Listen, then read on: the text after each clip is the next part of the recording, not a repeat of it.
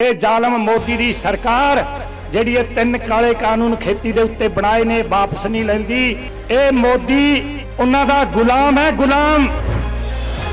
यह देश किसी की जागीर नहीं है, देश इस मजदूर किसान का है। इन्हें तो बिना किसी का देश नहीं है।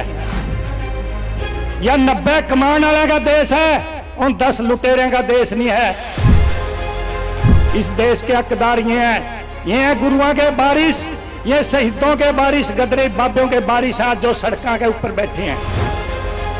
अपनी जमीन का नहीं हाथ पाने लगे तो इन्होंने बेरा नहीं था भी ये बंदे कौन है। लड़ाई लंबी है, इसमें कोई दो राय नहीं।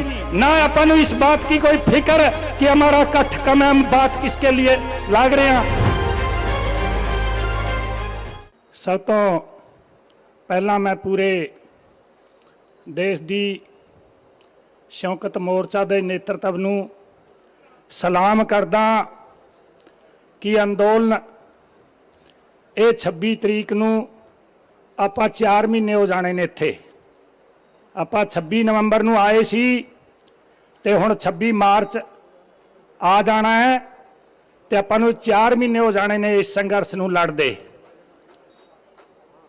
ਇਹ ਕਿਸਾਨ ਹੈ ਜਿਹੜਾ ਇਹ ਨਾ ਤਾਂ ਪੋਹਾਂ ਦੀ ਰਾਤਾਂ ਤੋਂ ਡਰਦਾ ਨਾ ਲੂਆਂ ਤੋਂ ਡਰਦਾ, ਕਿਉਂਕਿ ਇਹ ਕਿਰਤ ਕਰਨ ਵਾਲਾ ਹੈ। ਕਿਰਤ ਕਰਨ ਵਾਲਾ ਉਹ ਸਾਰੀ ਚੀਜ਼ਾਂ, ਸਾਰੀਆਂ ਆਫਤਾਂ ਕੁਦਰਤ ਦੀਆਂ सारिया झेलता है।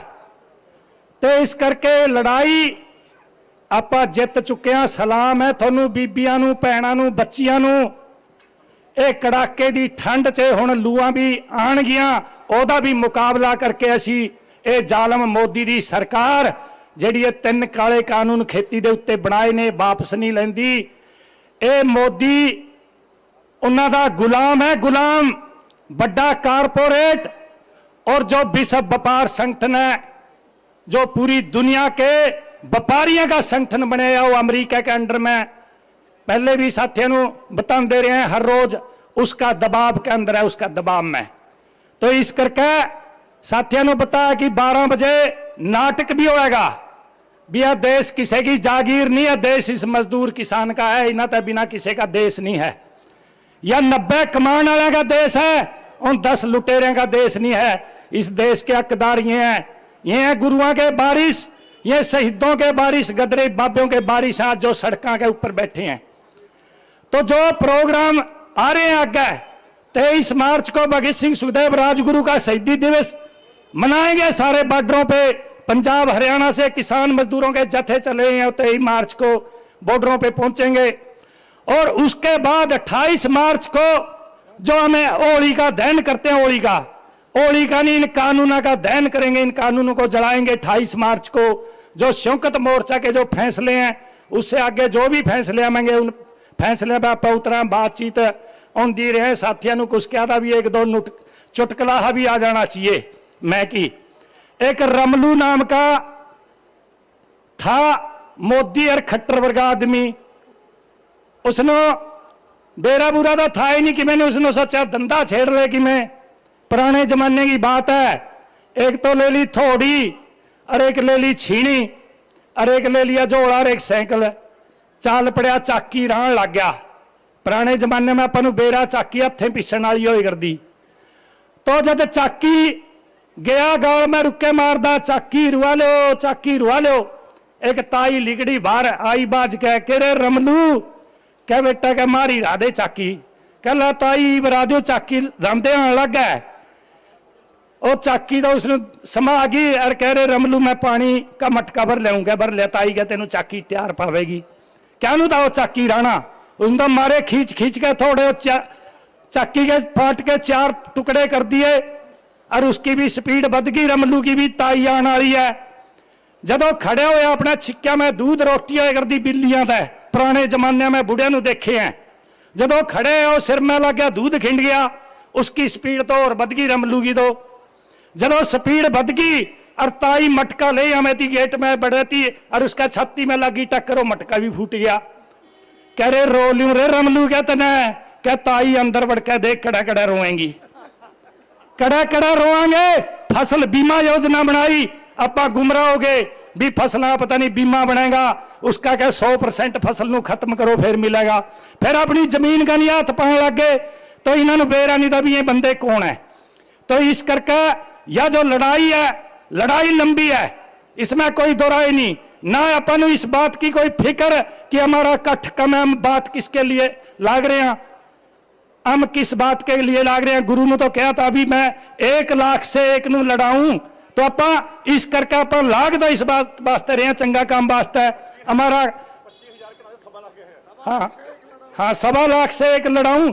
तो इस करके यह जो लड़ाई है, यह लड़ाई आप जीतांगे, जीत चुके हैं लड़ाई। क्योंकि जीत सबसे पहले तो हमारा जो भाईचारा है, इस भाईचारा को हमें टूटने नहीं देना है, चाहे कोई कितना जोर ला ले सरकारें। और हरियाणा के अंदर तो इन्होंने नसबंदी कर दी बीजेपी और जेजेपी वाले का।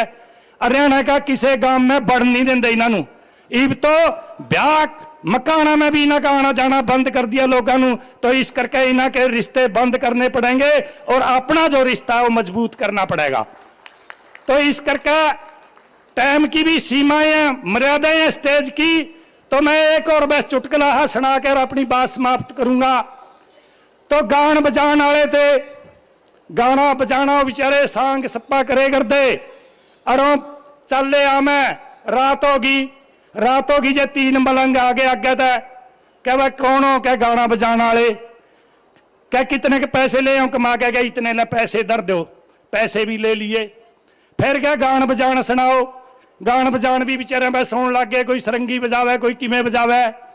फिर तपला वाले की आ गई बारी, हो तपला क्या वह मैं हूँ तो 3 जने लुट्टन वाले तो और गान वाले थे 9 जने। वो क्या वह मेरा तपला करे क्या धींग धींग क्या एक क्या पिल जो 3 जदों एक क्या 3 पिल गए, मैं तो पैसे भी पुट्ठे ले लिए। ये 10 है आप 90 हाँ, अपन 9 एक आवे भी देख लो। तो आप जीतांगे इस लड़ाई नू, जीत चुके हैं। क्योंकि अपनी जो लड़ाई है वो विचारधारा है। इस लड़ाई का नहीं पूरी दुनिया पूरा वर्ल्ड देख रहा है इस लड़ाई का नहीं।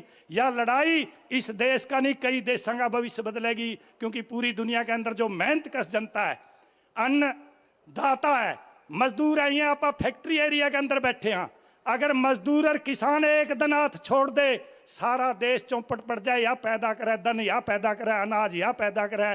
तो इस करके एक तो मैं अपील करूंगा कि आत्महत्या ना करे कोई भी किसान। आत्महत्या करना सबसे बुरी बात है।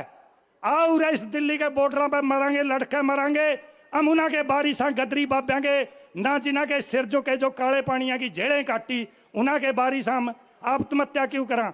मैं कहूँगा वैसे इतनी बात कहते हुए मैं समाप्त करूँगा। मैं नारा लाऊंगा, आत्महत्या नहीं करेंगे, आपको जवाब देना इकट्ठे होकर संघर्ष करेंगे। 2 हाथ खड़े होने चाहिए।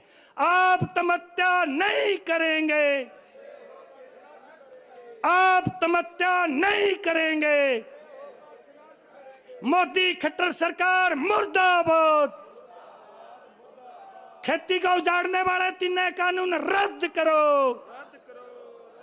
शौकत मोर्चा जिंदाबाद। देश का भाईचारा जिंदाबाद। जय जनता जय संघर्ष।